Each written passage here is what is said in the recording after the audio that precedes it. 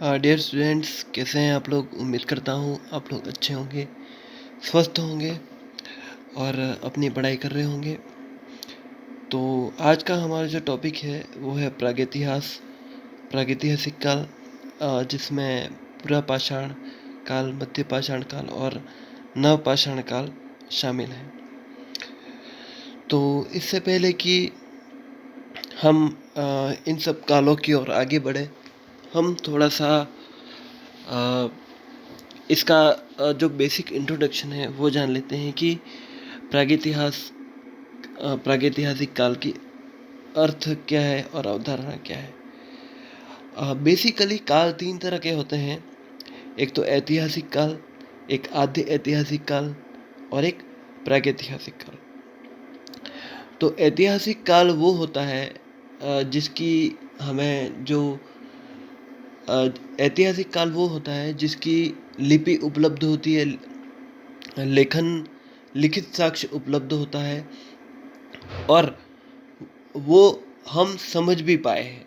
यानी आधुनिक इतिहासकारों ने जो खोज की है वो उस लिपि को समझ भी गए हैं। फॉर एग्जाम्पल, अगर हम कालिदास का कोई ग्रंथ पढ़ें, उसका लिखित साक्ष्य उपलब्ध है, गुप्त काल का लिखित साक्ष्य उपलब्ध भी है और हम उसको समझ भी पाए हैं कि उसमें क्या लिखा है।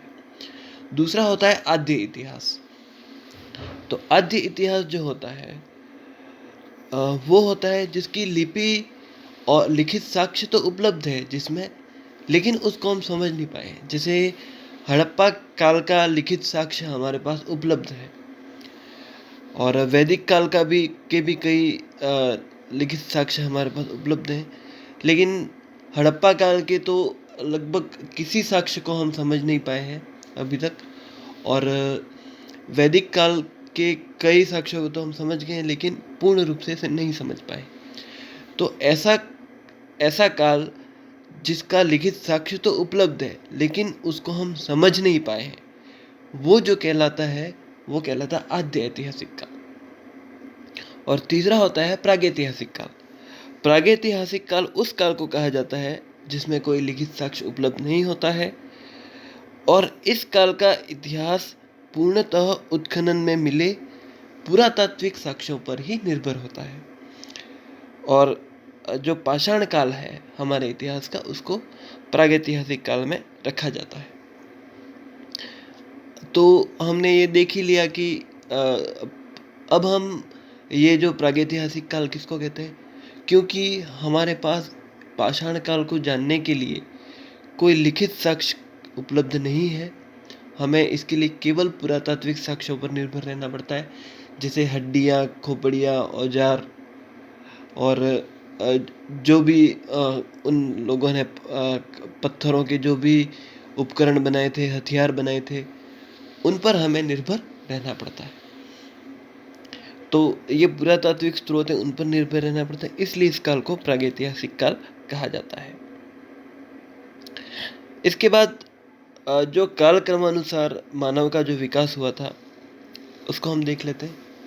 अब आप समझ गए होंगे प्रागैतिहास क्या होता है। अब मानव के विकास को भी थोड़ा समझ लेते हैं। आज हम जिस कंडीशन में हैं, आज हम जिस तरह से काम करते हैं, उठते हैं, बैठते हैं, इसकी एक लंबी हिस्ट्री रही है। इन सब चीज़ों को डेवलप होने में काफ़ी समय लगा है। हाँ, अगर हम आज अपने अपने हाथों में किसी चीज़ को आसानी से पकड़ पा रहे हैं तो इसकी एक लंबी हिस्ट्री है। हम इतिहास के काफ़ी चरणों से होकर गुजरे हैं, तब जाकर हमें ये क्षमता आई है। इसी तरह अनेक क्षमताएं। पहले क्या था कि मनुष्य भी, आप सभी जानते हैं कि जो डार्विन की थ्योरी है उसमें मनुष्य का जो उद्भव है वो कपी से माना जाता है, कपी से। तो वो जो है, जो वर्तमान वानर है वो हमारे संबंधी है, थोड़े से मतलब थोड़ी सी पीढ़ियों के अंतर से हम संबंधी हैं, चिंपैंजी जो है। तो हम अपने आज के रूप में किस तरह से आए,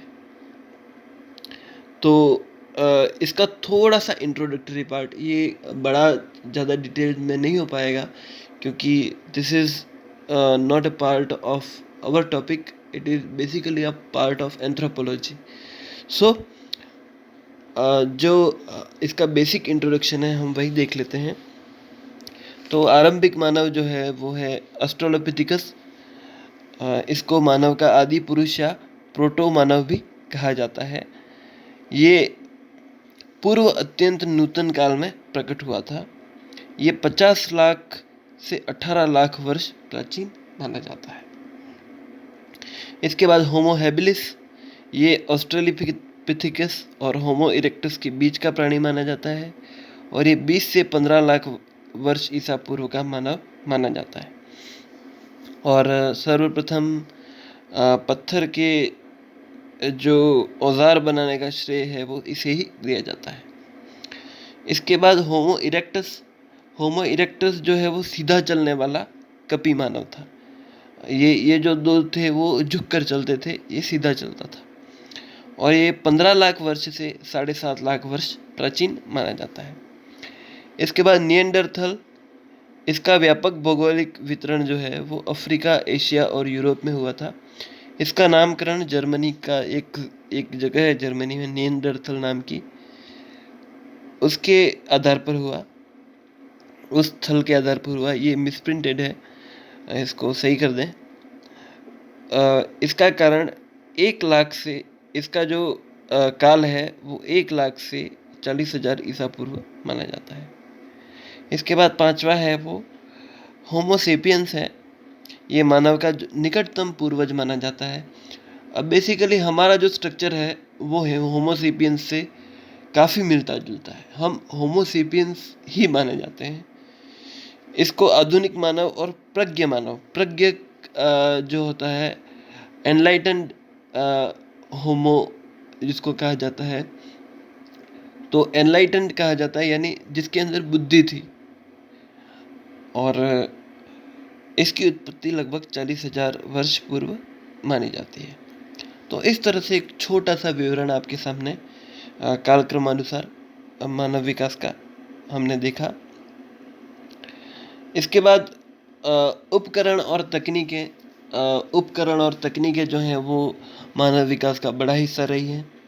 और हमने यानी हमारे पूर्वजों ने, मानवों ने अपने जीवन का बहुत बड़ा हिस्सा ये उपकरण बनाने में बिताया है। ये उपकरण उनको काफ़ी मदद करते थे और इन उपकरणों को बनाने की प्रक्रिया ने ही मानव को आज इतना बुद्धिमान बनाया है। आज अगर हम दूसरे जानवरों से अलग होने का दावा करते हैं तो इसमें उपकरणों को बनाने की प्रक्रिया का बहुत बड़ा रोल है। क्योंकि मैकेनिकल जो इंस्टिंक्ट है, जो इंट्यूशन है मानव की, जो वो इस तरह से डेवलप हुई जब उसने हथियार और औजार बनाने शुरू किए। क्योंकि आपने देखा होगा और कोई जानवर औजार नहीं बनाते हैं, और ख़ास करके ऐसे औजार तो नहीं, उनकी वो रहने के लिए घर बनाते हैं, नेस्ट बनाते हैं, ये सब वो करते हैं। लेकिन वो ऐसे औजार नहीं बनाते जिसके द्वारा दूसरे जानवरों का शिकार किया जा सके। तो मनुष्य एक ऐसा जीव था जिसने ये उपकरण बनाना शुरू किया। तो उपकरण कैसे बनते हैं इसका थोड़ा सा हम इंट्रोडक्शन देख लेते हैं। उपकरण बनाने के लिए एक अच्छा पत्थर चुन लेते हैं।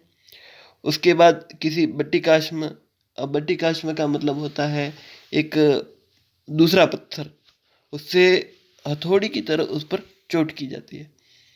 अब क्या है कि इससे थोड़ा थोड़ा पत्थर अलग होता जाता है और पत्थर को बार बार चोट करके उसको मनचाहे रूप में ढाला जा सकता है।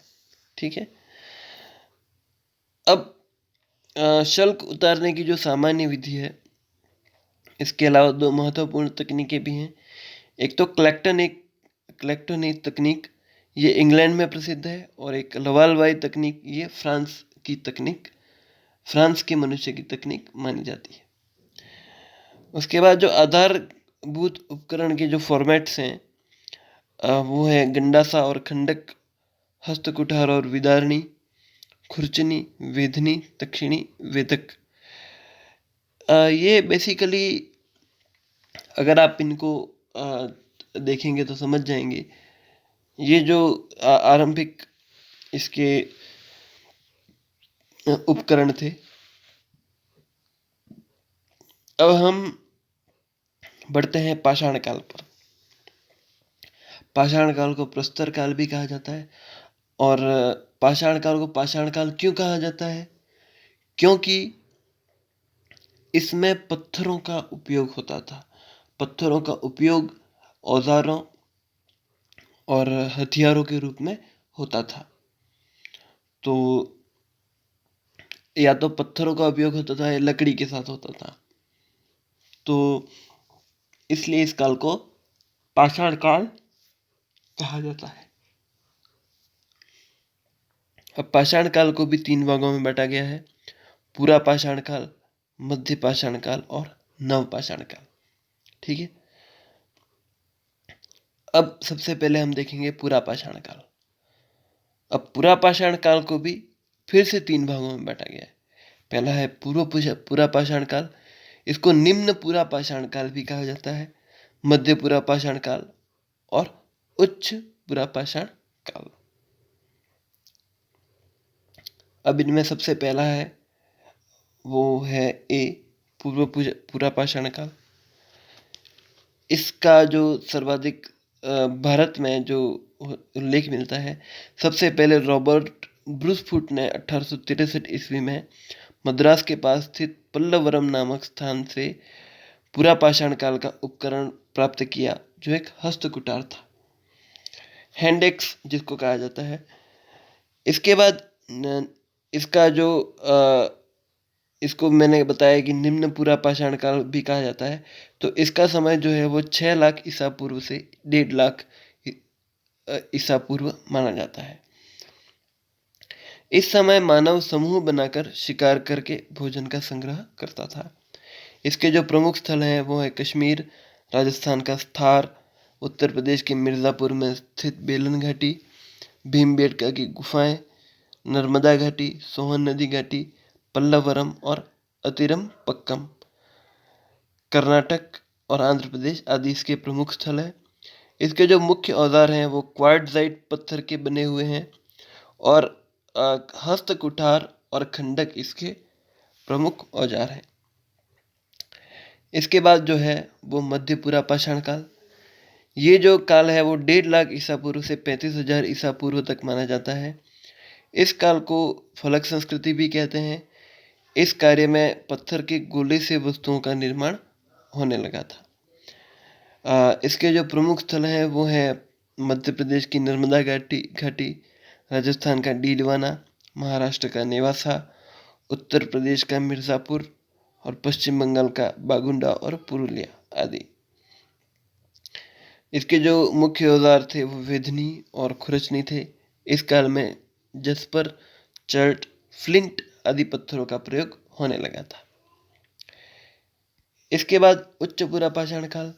उच्च पूरा पाषाण काल का जो समय है 35,000 ईसा पूर्व से 10,000 ईसा पूर्व तक माना जाता है। इस काल में आधुनिक मानव का उदय हुआ था, होमोसेपियंस जिसको कहा जाता है। इस काल का मानव शैल चित्र बनाना सीख चुका था। शैल चित्र का मतलब ये होता है कि चट्टानों पर जो आकृति बनाई जाती है वो शैल चित्र कहलाती है। इसके साक्ष्य भीमबेटका की गुफाओं से प्राप्त हुए हैं। इस काल में मानव उपभोक्ता था, उत्पादक नहीं था। ये कहने का ये मतलब है इसमें कि मनुष्य उस समय उपभोक्ता का कार्य करता था, यानी प्रकृति से जो प्राप्त वस्तुएं हैं उनका उपभोग करता था, उन चीज़ों का उत्पादन नहीं करता था। इसके बाद इस समय का मानव आर्किटेक्ट संग्राहक था। इस काल में नए चकमक उद्योग के प्रमाण भी मिलते हैं। इसके प्रमुख स्थल उत्तर प्रदेश स्थित बेलन घाटी, महाराष्ट्र स्थित इनाम गांव, बिहार का जो सिंहभूमि जिला है, कर्नाटक का शोरापुर, गुजरात का विस्दी, पश्चिम बंगाल के मुकुट मणिपुर, आंध्र प्रदेश के रेणीगुंटा, वेमुला, कर्नूल आदि स्थानों पर इसके जो प्रमुख स्थल हैं वो मिले हैं। तो इस तरह से हमारा पूरा पाषाण काल कंप्लीट हो गया। हम फिर से देख लेते हैं। हमने देखा था पूरा पाषाण काल जो है वो 3 भागों में बांटा गया है: पुरापाषाण काल, मध्य पुरापाषाण काल और उच्च पुरापाषाण काल। तो ये हमने पुरापाषाण काल देख लिया, मध्य पुरापाषाण काल देख लिया और उच्च पुरापाषाण काल देख लिया। अब हम जो पढ़ने जा रहे हैं, अगला जो पढ़ेंगे वो मध्य पाषाण काल पढ़ेंगे। अब मध्य पाषाण काल जो है वो एक नया कॉन्सेप्ट है। ये कॉन्सेप्ट पहले नहीं माना जाता था, लेकिन इसको अब इंक्लूड किया जाने लगा है। तो मध्य पाषाण काल को जो माना जाता है वो 10,000 ईसा पूर्व से 4,000 ईसा पूर्व तक माना जाता है। इस काल के मानव जो थे मछली पकड़ते थे, शिकार करते थे और खाद्य सामग्री को एकत्रित करके जीवन यापन करते थे। मानव के द्वारा आरंभिक पशुपालन के साक्ष्य मध्य प्रदेश के आदमगढ़ और राजस्थान के बागौर से प्राप्त हुए हैं, लेकिन पशुपालन और कृषि बेसिकली नवपाषाण काल की विशेषता मानी जाती है। अभी भी मानव को आखेटक संग्रह की भूमिका में ही माना गया है और हालांकि कुछ हड्डियां प्राप्त हुई हैं पशुओं की, लेकिन इसके बावजूद भी ये एक सिग्निफिकेंट विशेषता नहीं थी इसकी। ये जो पशुपालन और कृषि जो है वो बेसिकली नवपाषाण काल की ही विशेषता मानी जाती है। इस काल में थोड़े हिंसा के भी प्रमाण प्राप्त हुए हैं। इसके जो प्रमुख स्थल हैं वो राजस्थान में बागोर भीलवाड़ा में, गुजरात का लंघनाज, उत्तर प्रदेश स्थित सरायनहर राय, महादहा मध्य प्रदेश में स्थित आदमगढ़, भीमबेटका आदि हैं। इस काल के जो हथियार हैं वो पत्थर और हड्डियों के ही बने होते थे, लेकिन ये पुरापाषाण काल की तुलना में बहुत छोटे होते थे, इसलिए इनको माइक्रोलिथ कहा गया है। इनके अलावा त्रिकोण, ब्लेड और नवचंद्राकार आकार के भी प्रमुख हथियार प्राप्त हुए हैं और गुफा चित्रकारी जो है वो मध्य पाषाण काल की प्रमुख विशेषता है। गुफा चित्रकारी जो भीमबेटका में है वो इस काल की प्रमुख विशेषता है।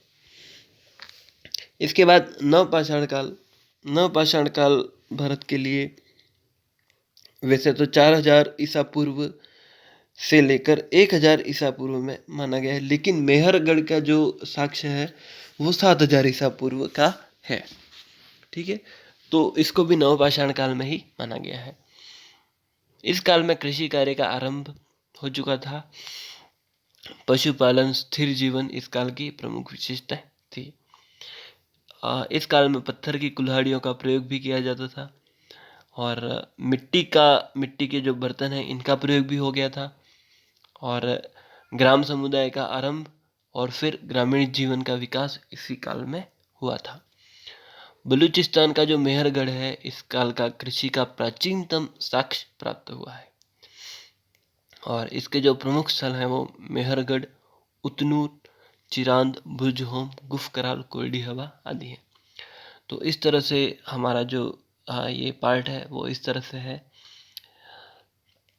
तो जो नेक्स्ट टॉपिक है वो अगले वीडियो में हम करेंगे। Thank you so much.